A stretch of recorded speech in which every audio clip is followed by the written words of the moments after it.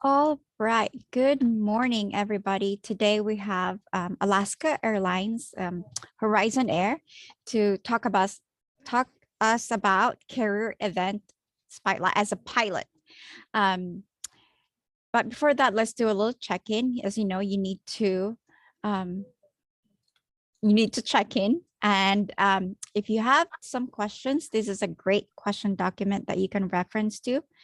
And the evaluation form, this is how we track your attendance and give you credit. If the bit.ly link doesn't work, the QR code doesn't work, we have the bit.ly link on the chat. And be fully present, pay attention, ask questions. You can turn on your camera. You're not going to be on the recording as long as you need to mute. And again, the evaluation form, do this right after the event. Thank you. So we'll have Deja.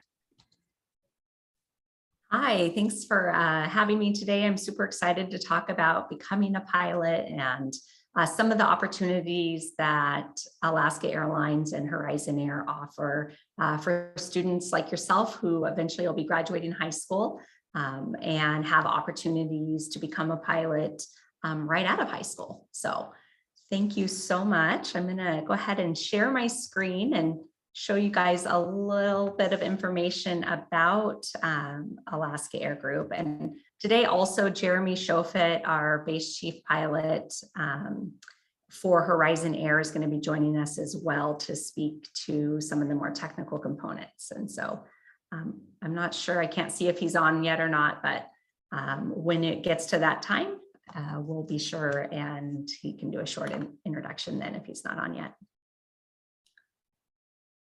And if you guys have questions during this time, feel free to write them in the chat. I'm happy to answer those along the way. You don't have to wait till the end if something comes to your mind. Let's see if we can get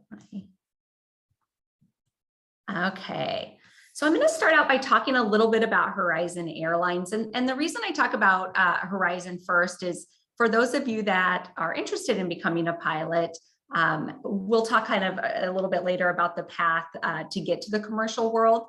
But when you start out, you typically start out at a regional airline to get airline experience before you move on to a major airline. And a major airline are airlines like Alaska Airlines or Delta, American, United, those types of companies that fly the biggest aircraft. But the regionals is where pilots start out and they get experience on a little bit smaller planes and then they go from there. So all of our programs help students become pilots at Horizon, and then we give you opportunities to end up at Alaska. So Horizon has actually been around since 1981. So obviously a lot longer than you guys have been alive. And it was founded really small in the state of Washington. With just Seattle and Yakima and Pasco. And then really since that time, it's grown substantially. And most of that growth really came in 1986. Well, not most of the growth, but a big change in the airline came in 1986 when Alaska Airlines did purchase the airline. And since then, we have been creating an airline people love. And that is our mission statement. It's why we all come to work every day. And when we talk about creating an airline people love, it's not just for our customers or our passengers that board our planes, but it's also for each other. We really want to create an environment where you feel part of the family, you're included, you are an integral part, because you are when you start working for the airline in whatever capacity. You have a lot of potential to reach a lot of people and to support people both on the front side and with the guests and then also with coworkers. And our values of kind of who we are as a company, our own safety. Safety is obviously our number one value because it's most important. And then equally important are do the right thing. So no matter what situation you're in, just do the next right thing that you know. And if you do that, we're going to stand by you. Be kind-hearted, deliver performance, because we are a company, we do have to make money. So it's important that we meet our goals and be remarkable. And those are the kinds of values that we're looking for in employees that start. So if you're thinking about being a pilot and those things make a lot of sense to you, then this might be the right company for you. So we fly on the West Coast. We fly 2 planes, the Q400 and the Embraer 175, and we will talk about that in a little bit more. But these are the destinations that we fly to for Horizon. And then once you get to Alaska, it's even a bigger network, and we go to lots of places like Hawaii and the East Coast. But for a regional network, these are the locations that we go. And you'll see some of them are blue, and that's because those are bases. And what bases are, that's where you start and end a trip if you're a pilot. So a base is kind of like your home, although not everyone who is at a base actually lives in that location. Sometimes a lot of people actually in the airline business commute, and that means they fly to work every day to start their day, which is a little bit different than a lot of jobs. I don't think a lot of people outside of airlines literally fly somewhere to get to work. But it's pretty common if you're flight crew for an airline. We fly in the state of Alaska, and this was really important to us because this launched in 2020, right in the middle of COVID, right? When all of us were at home with our masks on, learning school on your computer at home, a lot of the world was kind of shut down, as you know. But because of our relationship with Alaska, and we were able to take planes that were larger and that served cities that had more people going between them, and put a smaller plane on it at Horizon. Horizon has the smaller planes, and that really allowed us to continue to grow even during the pandemic. And so during the pandemic, we did launch our State of Alaska flying. So that was really exciting to be able to continue to grow even when things were tough in the industry. So for Horizon, these are our bases. Portland, Oregon, I think you guys know that one well. Boise, Idaho, Spokane, Washington, Medford, Oregon, and Seattle, Washington. And the Q400, these are the bases. On the E175, which, like I said, Jeremy will go in a little bit more detail. Their bases are Anchorage, Portland, Everett, and Seattle. So if you want to stay in the Pacific Northwest or the state of Alaska, a little bit more north, Horizon is a good choice to become a pilot for. So I did talk a little bit about our partnership with Alaska. And so what this really does, you guys, is it gives you a path for starting out where you are now. I'm guessing most of you have 0 flight hours, or maybe just a couple, if any. And it gives you a path all the way to a career for the rest of your life. So I'm going to talk in a minute about how you become a pilot from a high school student to a pilot. Or I know some of you out there are middle school, and that's a great time to be thinking about your future as well. And then coming to Horizon, and then going to Alaska. Our team really is in it together. When we talk about that pathway, we are one big team, even though we are 2 separate companies owned by one larger company. So Horizon and Alaska are kind of like sister companies under the Alaska Air Group umbrella. And today, actually, we launched the Ascend Pilot Academy in Hillsboro, Oregon, which I know is really close to you guys. And so it's an exciting day for us here at Air Group, and it really kind of takes that missing link of where you're at now and how to get to Horizon and then Alaska, and it fills that in. So we're going to talk a little bit about that. We are really committed to diversity, equity, and inclusion. And I'm guessing you guys have talked about some of this stuff, and in your classrooms and in your communities, because there's been a lot of kind of social unrest or issues around race and gender and identity and all of those things in the media over the last couple of years. And you might have seen that. And it's really important to us as a company that we make sure that everybody who can fly on an airplane can also fly an airplane, if that makes sense. So we want to provide opportunities for everyone to become a pilot. We want to make sure that it's not just one group. Traditionally, it's been white males that have flown airplanes for many, many years, and we're really working towards changing that. And so that is some of the work that happens within our diversity, equity, and inclusion teams. And so we are partnered with lots of organizations to make sure that everyone is represented here at Alaska Airlines. And so you'll see some of those companies listed. Okay, Jeremy, have you joined us? Yep, I'm here. Can you guys hear me? You want to do a quick introduction and then talk a little bit about the airplanes? Yeah, sure. Hi, everyone. My name is Jeremy Shoffett. I'm one of the base chief pilots here at Horizon Air. So I cover the Portland base, and then I'm also going to be covering our Anchorage base, and that opens up at the beginning of April. But I've been with the Alaska Air Group since 2014. I started as a flight attendant and then moved on to a pilot. And now I'm in management here and support our pilots from the base chief pilot role. So happy to be here. Thanks for having us. And so I'll just kind of go over some really important stuff, hopefully some fun stuff for you guys about the aircraft that we fly.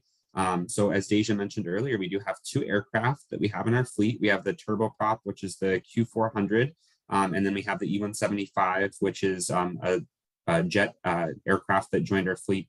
And both fly 76 passengers. We'll talk a little bit more in depth about each one of those a little bit later. But for you guys, just starting out, some really cool things that we do here is approach wise. We fly approaches every day into all the airports that we fly to, because as an airline pilot, all of our flying is done under instrument flight rules. So very strict guidelines of how we operate the aircraft. And one of the really interesting things that we have here is a lot of proprietary approaches. So those are approaches that only we fly here at Alaska and Horizon. So really cool stuff. We have a really great training department. We get text messages constantly from people who have left the company and have gone to different companies, telling us how much they have appreciated our training program and how much more they appreciate it now that they're somewhere else. So we have really great people in place to make sure that you guys succeed and do really well throughout your training footprint once you step on property, and then as you continue to remain a qualified pilot. As you guys know, everything's technology driven now. We have iPads that we carry around all of our stuff as pilots on. So all of your approaches, everything that you do as a pilot lives on an iPad. So it makes your life a little bit easier. And I'm sure you guys are probably a lot more tech savvy with that stuff now than I am. Yeah, we'll talk a little bit now about the Q400. So that's the turboprop I was talking about. The Q400 is really important to our operation. It really allows us to go into some of the extreme mountain terrain areas, like out in Montana, some of the stuff even in Washington, like Wenatchee, just connecting our customers from those smaller markets to the bigger markets like Portland and Seattle, so that they can continue on to their other destinations as well.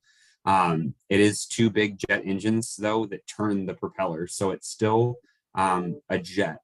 It just has propellers, so kind of exciting. It's really eco-friendly aircraft for us, especially on routes that are under 500 nautical miles. So those shorter routes that you might fly, like up into Vancouver, BC, Wenatchee, Bellingham, even all the way down to Redding, California. It really adds great fuel efficiency and economy to the airline, which is really important to us. It helps us keep our costs low, and it helps keep ticket prices low for our customers, which is what sets us apart. I don't know if I'm going to be able to get that to work. Sorry, guys. We're going to skip the video, I think.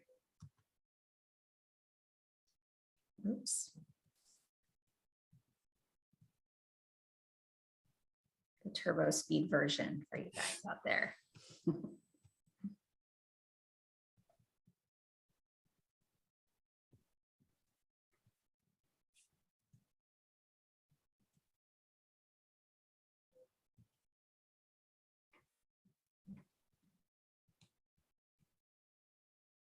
And then, okay, here we go. And then the other aircraft that we have that we brought on property most recently is the E175. So it's a jet. It also carries 76 passengers. Like I said, we currently have 30 in the fleet, and we're going to be growing the fleet here starting at the end of this year with more deliveries. It's really great for our customers because it gives the same experience as being on a large jet like at Alaska. Typically, we do fly longer routes in the jet than we would fly on the turboprop, but we do also fly the aircraft on shorter stage lengths, or shorter routes as we call them, between like Portland and Seattle. We do have, Boise to Spokane. Those smaller routes that we fly are similar to the Q400, but we do use this aircraft to go out and try and build up new markets for us, such as Boise to Chicago, Austin to Palm Springs. So really exciting stuff we get to do with this aircraft, as well as the Q400. So I know it sounds like many of you are kind of just starting out and thinking about a career in aviation, but So I'll kind of give this high level overview for you guys here, but these are these really cool space-based approaches that we get to fly. So with all this technology that we have on our aircraft, we really utilize GPS and satellite to help navigate, and that allows us to go into these really cool mountainous terrain areas and go down to lower minimums, as we call them, than other carriers can, because we've designed these approaches to be safe and effective at helping us to get our passengers to the destinations they want to go to. This is an example of flying into Sun Valley, Idaho. And as you can see, it's really a mountainous area. And so we're really trying to navigate those tight corridors and operate our aircraft safely. And we've designed this wonderful approach, which was actually designed here in-house by Alaska and Horizon pilots, to help us fly into these really great places that you'll get to go to as a pilot.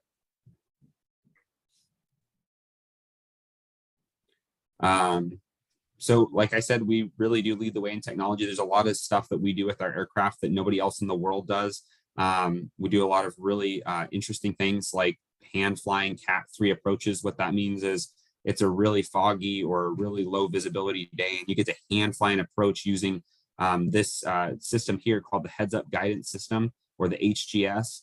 And this really helps you to navigate and keeps everything within really tight tolerances, down to 50 feet off the ground. So 50 feet, you can hand fly this aircraft down to the minimums before we have to do a missed approach if we can't see the runway. So really cool. We're the only operator in the world to do that. Nobody else does it.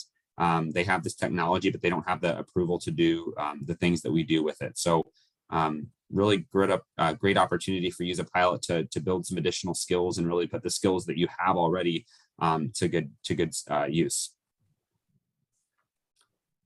Just to kind of wrap everything up, one of the really cool things about working for Horizon in Alaska is just the type of flying that we do. You're not going to get to do this type of flying at any other carrier.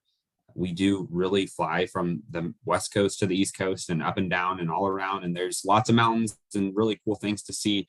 A lot of the other carriers that are out kind of towards the east, there is some mountain ranges and such out there, but typically a little bit more flat. So there's definitely not a day that I have flown here in the Pacific Northwest or around the Pacific Northwest where I haven't seen something that just, really made me, know why my office is the best office. So really cool stuff you'll get to do here. Jeremy, maybe you could talk a quick minute just about life as an airline pilot and kind of like what that looks like, and schedule, and how does that work? Yeah, absolutely. So once you're a new airline pilot, everything in this industry is based on seniority. It's really what kind of drives everything for you. You get a seniority number, and then you start out, you come in, you're on reserve, which is a fancy word for being on call. And so you're there to kind of support the operation if we have a sick call or a cancellation or something kind of gets wonky that day and we have aircraft and pilots and flight attendants out of their normal route, then we'll call other people in to kind of support those flying and get our passengers to where they need to go. As you get more time and experience, then you become what we call a line holder. So you get a schedule where you know where you're going to fly, when you're going to fly, and who you're going to be flying with. And then you're able to bid for that every month. So you can bid for trips to Austin, Texas. You can bid for trips to Bellingham. You can bid for trips wherever it is that we fly to that interests you. And then, you really get typically about 11 to 12 days off a month. So very, very unique schedule compared to a lot of other careers out there. You really get a lot of time off, and you also get the opportunity to use your travel benefits on your days off to go to really exciting places. And that extends to most airlines around the world. It's not just Alaska and Horizon. You have benefits on a lot of different carriers out there. So if you're wanting to fly to London for the weekend and go see a play, you can. If you want to go to Aruba for a week and you have the time off, you can head to Aruba. Really cool opportunity. And again, as Deja said, and I'll say it again, the office view is always changing, and certainly one of the best office views to have out there. Even if you're on the 30th or 50th floor of a building, it's still not going to beat the view that you have every day up at 35,000 feet. So really exciting time to jump into this career. There's a lot of movement. There's a lot of demand and need for airline pilots right now as people continue to travel, and travel's bouncing back after COVID. and we're starting to see people travel again for business, for pleasure. It's a really good time to be getting into this profession. So excited to see you guys piquing your interest, and hope that that's something that speaks to you guys. So I think we'll talk a minute about Ascend Pilot Academy. And Jeremy, I'm going to tap you again in a minute just to talk about kind of the different Sure. stages. But we really here at Alaska Airlines wanted to see how can we help everyone be able to be a pilot who wants to be a pilot. And a lot of people haven't even thought about being a pilot.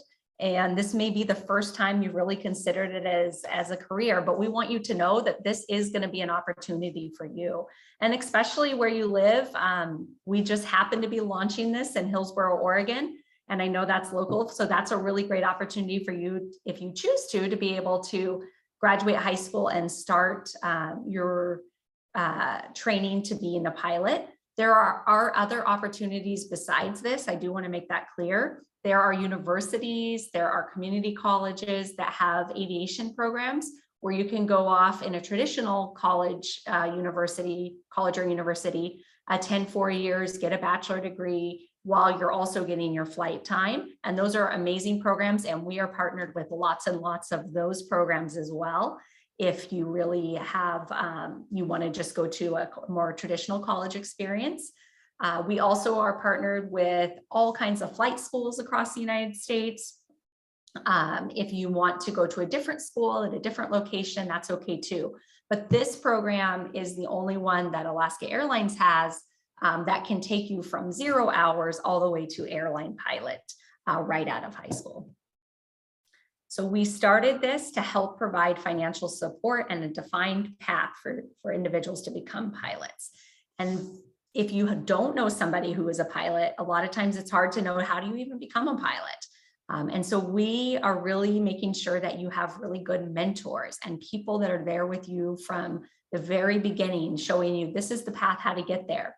And Alaska Airlines and Horizon Air are going to be with you as well. And our pilots are going to be there as support to help you get through the process, which is, a lot of training. And ultimately have a position here at Horizon in Alaska. And I don't know if you guys talk much about like salaries or how much money you can make, but it is a position that takes time to build up experience and to keep getting to larger and larger airline carriers. But it is very, it can be very lucrative, or it can have a really great salary along the way as well. So it's a great career path if you're interested. And if you guys have questions on that, go ahead and chat and put them in the chat and we can answer that too. All right, Jeremy, do you want to go through the different phases of being a student pilot? Sure, absolutely. So really the first step to kind of getting yourself set up for getting into school to be a pilot is going on what we call a discovery flight. So typically about 45 minutes to an hour, you'll go up with an instructor. They'll take you up and let you do some just basic maneuvers, turns, that kind of stuff to really see if it's something you're interested in, if that environment excites you and something you'd want to continue to do. Once you do that, then you start your flight training if it's something, again, that interests you, and then you get your private pilot's license. Then we'll have you working on your instrument. So this is where you really build that foundation of understanding how to control an aircraft, just relying solely on the instruments inside the cockpit and not really utilizing visual cues outside. And then once you get your your instrument, you'll move on to your commercial pilot's license. And so that's, sorry, Deja, I'm going back. No, I didn't mean to push that. Oh, sorry. You get your commercial pilot's license. So that means that you're able to work as a commercial pilot and really get paid. That's what that means. And so then you kind of go from there. You can add additional stuff on, but typically that's where people go and start building time. And then they become a certified flight instructor. They teach other people how to fly. And then once you reach your required minimums, which are respective based upon a couple different things, but typically about 1,500 hours or 1,250, then you can come to Horizon to start your airline career. Okay, and what this program offers you is all of that Jeremy just talked to, like a path for all of that. So you don't have to try and figure out, what do I do next? It's all laid out for you. So you are going to take that discovery flight. You can do that now in high school. And I would recommend if you think this is something that you want to do, reach out to a flight school. There are lots of opportunities to do that for no cost or very low cost in your local community. And then you can even start working on your private pilot license while you're in high school. And so if you know, like, hey, this is what I want to do 100%, you can get started before you graduate. But let's say you don't, or maybe you're a senior right now and you're like, hey, I didn't ever do that. That's okay. You are eligible to apply even if you haven't done anything, but you just know this is what you want to do. And so the program, you have to be 18 years old to apply and start, but you don't have to have any experience. Once you get accepted into the program, so it's an interview process, we just want to get to know you, then you would actually be able to get started at Hillsborough, and you need a first class medical. And a first class medical is important because that's what the government says you need to have in order to fly. And it's just an exam and to make sure you don't have any health issues that would prevent you from being able to be really safe up there. So that's one of the first things you do, because if you can't hold a first class medical, then you want to know that sooner than later before you get started. This program, you would start training, you would get a private pilot's and an instrument, and we would have financial loan opportunities for you. And even if your family doesn't have a lot of resources and you don't have any credit, that's okay. That's what this program is set up for, is for students that don't have family that can help them. And if your family can help you, that's great. The program's still for you. I don't mean that, but I don't want you to think that I'm not going to be able to do this because my family can't afford to help me do this. This program is to help you get loans to do that. And then so you get a private pilot and an instrument, which is about $25,000 together. And then the next piece is your commercial pilot license, and that's $25,000 all by itself. And here at Alaska, we would pay for that portion for you. So you would get $25,000 from us, and we would put it in an account for you at Hillsborough, and you would be able to get your commercial license. Then after that becomes that part that Jeremy talked about, which is the certified flight instructor. And that's when you start flying and teaching the students that are getting their private pilots. So it's a big circle. So you're going to get far enough along where you can be like, hey, now I can show you how to fly a plane at the really early stages. And that's when you start getting paid. And we help you get a job for that too. And then the CFII is where you teach instrument, and Hillsborough will pay for that piece. So that $3,500, they'll pay up to that to get your CFI instruction. And then when you're in the program, you know you have a job once you hit ATP minimums. And ATP minimums just mean what the government says you have to fly an airplane with people in it, a commercial airplane. And so once you hit those hours, you start as a first officer for us at Horizon. Like I said, all along the way, you're going to have training mentors and trainers, and you're going to have the very best staff helping you along the way. And then we really bring you in so you get to know who we are as a company. We do events where you get to fly our simulators, see our SOC. An SOC means Systems Operation Control. It's a whole room full of screens with tons and tons of people working who do all different types of jobs to make sure you can stay in the air flying. And these are jobs that maybe you would consider if you're thinking, hey, maybe being a pilot isn't for me, but I have an interest in aviation. There's things like crew scheduling, who schedules all the pilots and the flight attendants to make sure our airplanes are staffed. There's like maintenance routers. So if there's a maintenance issue on a plane, they send out a team to fix maintenance issue and to make sure that all the planes are in working order.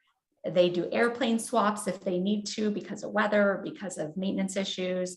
There's dispatch, and that's who talks to the airplanes and says, hey, there's weather up ahead, we might want to divert. And so you see all of this stuff that's going on in the airline outside of the airplane itself. And then we have our maintenance hangar, and that's a whole nother event. And next week, we're actually going to have an opportunity for you guys to come and hear about our maintenance technician development program. So if you're thinking, hey, I'm more of somebody who would like to turn a wrench and be up under the airplane working on it, come tune in next Tuesday on the 15th for that. where we're going to dive into our maintenance programs. And so that's a little bit about that. So how do you do this? Once you guys are getting close to graduation, and you're within probably 6 months, you would want to apply to the program. And then we would do interview. But before that, we're going to be hosting parent nights. So if you're interested, definitely put your info in the chat, your email, I should say, and we'll let you know if your parents want to hear more about what's going on with this program. You do the interview and then you are in the program.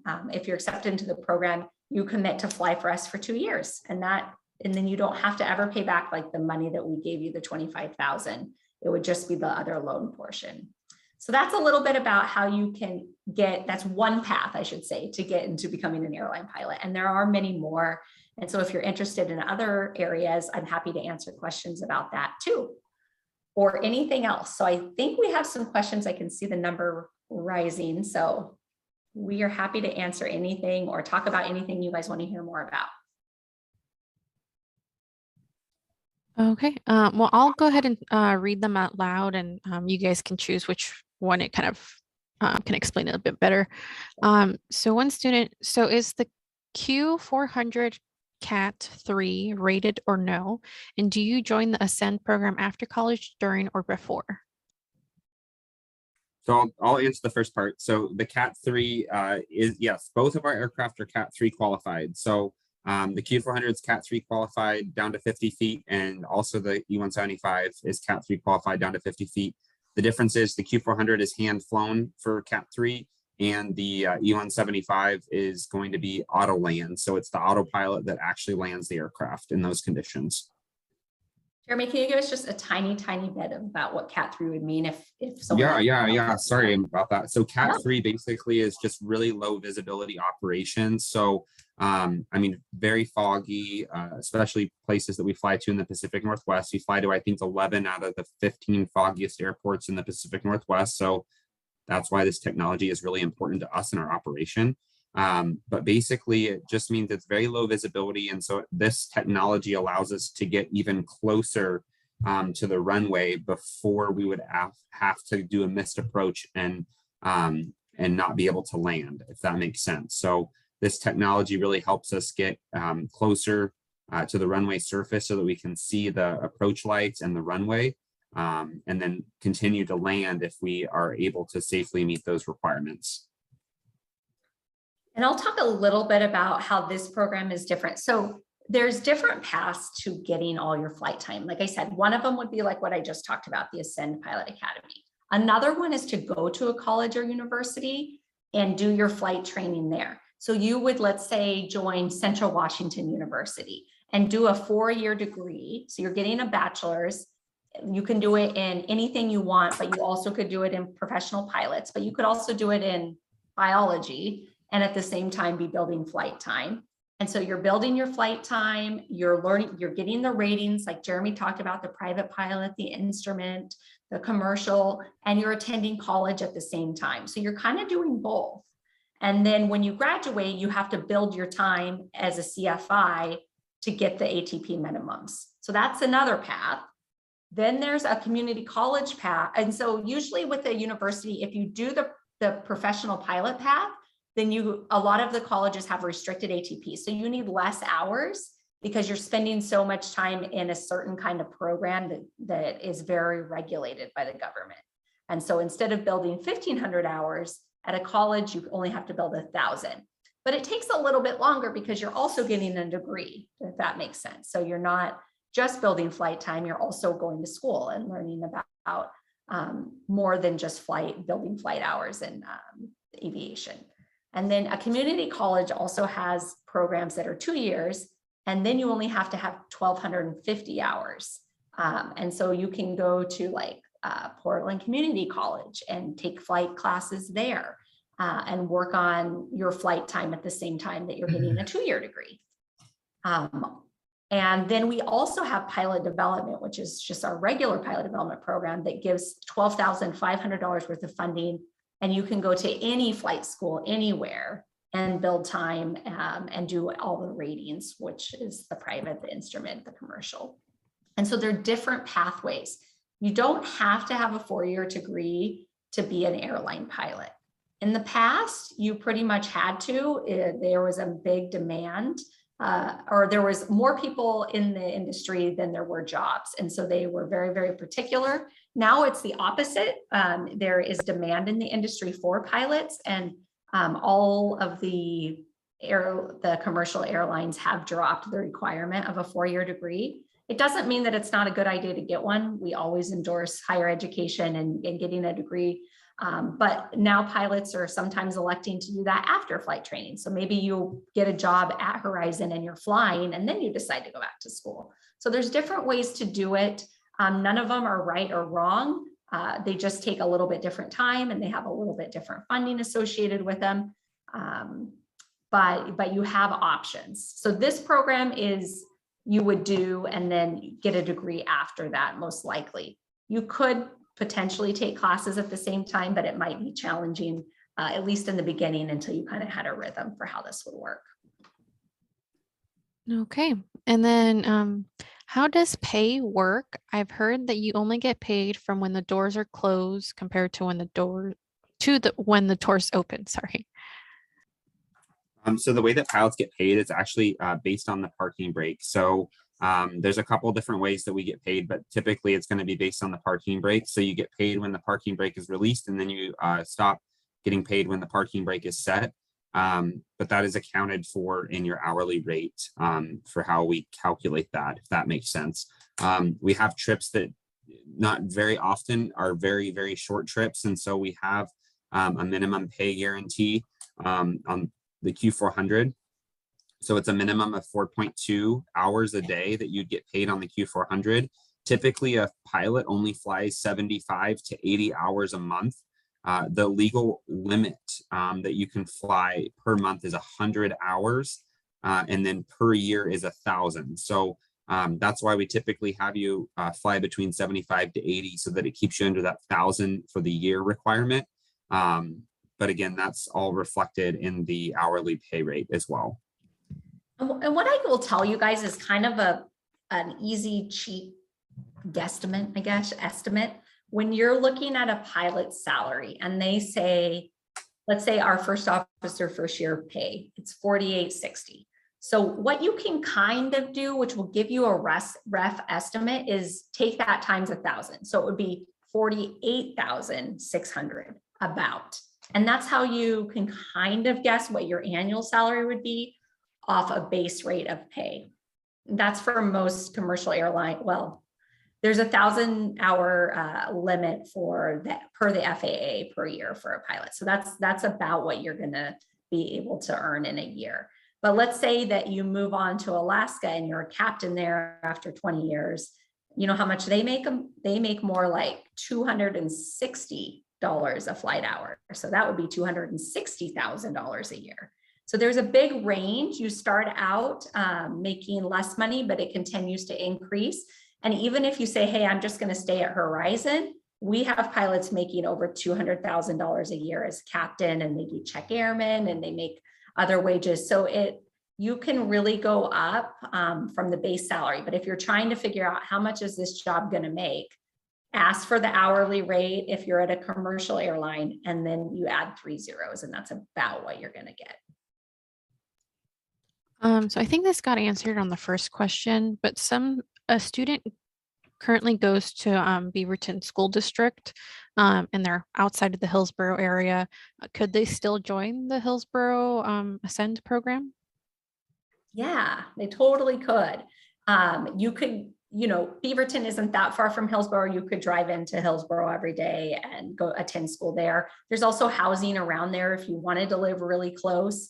So this isn't just for Hillsborough School District. Although we are partnered and excited about the aviation program with Hillsborough, it is for everyone you don't even have to be from the Portland area. You could be from Seattle and decide, hey, I want to do this program, and you can move to the area. So it's for everyone. It's not just for one school district. Okay. And then how much flight time do I need to fly commercial? So typically you get your commercial license around 250 hours. So you have to have a minimum of 250 hours to fly commercially in the United States. Okay. Okay. So how are emergencies handled on the plane when it's in the air?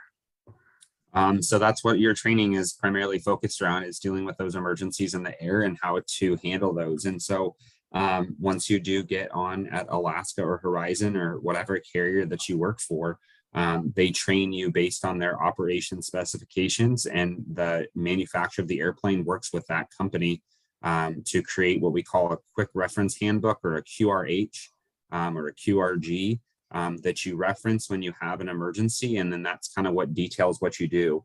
You also have memory procedures that you have to memorize for your aircraft for specific emergencies, because some of them require that you have immediate action items, which means you launch right into taking care of the situation to kind of mitigate what's happening, and then you can pull out a reference guide. Okay. And Jeremy, do you want to talk just a minute about checklists and how those come in handy? Sure. Yeah. So everything we do is really regimented. Again, we fly under instrument flight rules. We use checklists for everything, and those are really there to ensure that we have checked all the boxes and have flipped the right switches and have put the right data where it needs to be, when it needs to be there. And it really keeps everything streamlined and consistent so that it's a consistent process from flight to flight. We don't want to be up there trying to do things differently each flight, or I think doing one thing is better this way than the other way. It keeps us all on board. It keeps everything consistent. We all know how to operate the aircraft within those guidelines. Okay. And does the HAA cover the ATPL as well? Are you talking about the ATP CTP, the course you need to become an airline pilot? I believe so. Let me see. Yeah, I think it's airline transport pilot's license is what they're referencing. Okay, so we at Horizon actually will pay for that portion. So once you're finished with HAA and you have all the hours, then you start with us, and then we send you to get the ATP CTP. And that gives you the certificate to actually fly the airplane. And we pay for that course. And then can you explain how the FAA medical licensing works and what we need in order to become a commercial pilot? Yeah, so every year that you work as an airline pilot, you have to go and get a specific medical certificate. And it's just basically a physical with a doctor who's been given authority by the Federal Aviation Administration to verify that you're fit for flight. And so depending upon your age, there's different requirements. Starting on, let's see here, I think it's around age 40 is when you have to get them twice a year. But otherwise you just go once a year and you meet with a doctor, and they kind of go over and do a physical check for some certain things, really looking at your vision, your overall health. Sleep apnea is a big one, and diabetes is another big one. Is what they're really kind of looking for, just overall. And then you're doing a check-in on your behalf of saying, I haven't had any medical issues over the last year. It's really an honor system, to be completely honest. But there is times that they do find stuff where they're gonna have to hold off, but it's not a complicated process.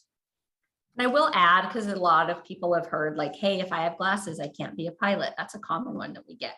But that's not true.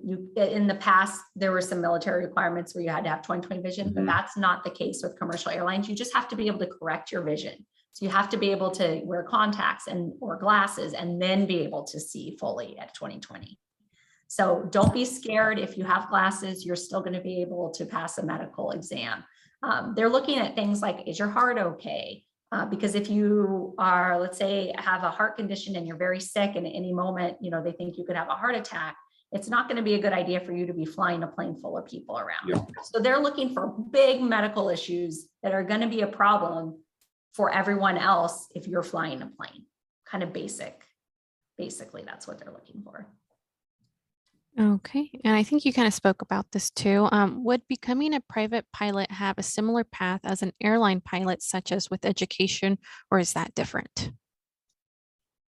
That's kind of different. So that's private pilot. If you just get your private pilot's license, you can't get paid That would just be like you going out and having fun, flying on your off time or taking family and friends on a trip. But you can't be paid and you can't work for an airline if you just have your private pilot's license. Okay, and then can you get a SF2 rating before a CPL? So your CFII you would have to get after your commercial. So that's the typical path you're going to take. Because in order to, again, make money, you have to have your commercial pilot's license. So that is part of the requirement. Okay, and then what are the restrictions or what are the restrictions of the restricted ATPL? Can you get on a restricted, can you get an unrestricted one after? Yep. So it just restricts a couple of different things for you, like being able to have SIC privileges on your certificate. So it's just applied for specifically to Horizon. So then once you meet the requirements of the restriction, then you would go to the FAA, the FSDO, the Flight Service or Flight Standards District Office, and they remove that restriction for you. It's really just there as a placeholder, if that kind of helps to explain that a little bit better. And just for anyone who doesn't know what we're talking about, because I know that can be a little bit confusing, there are some areas, like I said, where you could have less hours, and then that's when you would be restricted. And then, like Jeremy said, you are able to get that removed once you meet those hours. So it just is ensuring that, yeah, even though you didn't spend maybe as much time as somebody who did 1,500 hours, we're comfortable with you starting. And then once you have met those requirements, then they just remove it. And how long on average does it take to become fully certified to the point where you get paid? So for Pilot Ascend Academy, it's 13 to 18 months. So 13 months if you come in with a private pilot already, and then 18 months if you don't. And then that's when you would be done with your commercial and be able to be paid. Okay, and then it looks like the last question, is there any height requirements? No. Okay, well, students, if you want to keep adding more in the chat, feel free. I think there's one or two maybe students who put their parents' email addresses on there. Do you want me to send that over to you, or do you want to take a peek at it? Yeah, I'd be happy to add them in and give the information when we are coming out to do the parent night too. That's great. Okay. Yeah, so a lot of great information. And then as well, they briefly mentioned it. We do have the aviation mechanic. What was the name that you guys had a specific name for that? Yeah, the maintenance technician development program. So if you want to be an aircraft technician, which is also called an A&P technician, that's what that program is geared for. Mm-hmm. Yeah, and so we'll be having that next week. So I'm going to go ahead and put the registration link on there. So if you guys want to join us, and learn more about Alaska Airlines, Horizon Airlines or Horizon Air. Yeah. Okay. Yeah, feel free to do so. I want to thank you guys so much for coming today and speaking a bit about what they can do, for the future. Well, we're thrilled to be here, and you guys, I put Jeremy and I's information on there as well. So if you guys have questions or you want to talk to one of us, please feel free to reach out. That's why we're here. We love talking about aviation, and Jeremy loves talking about being a pilot, and I'm always a good resource for how to get to be a pilot. So thanks so much for being a great audience and all your great questions. All right. Thanks, guys.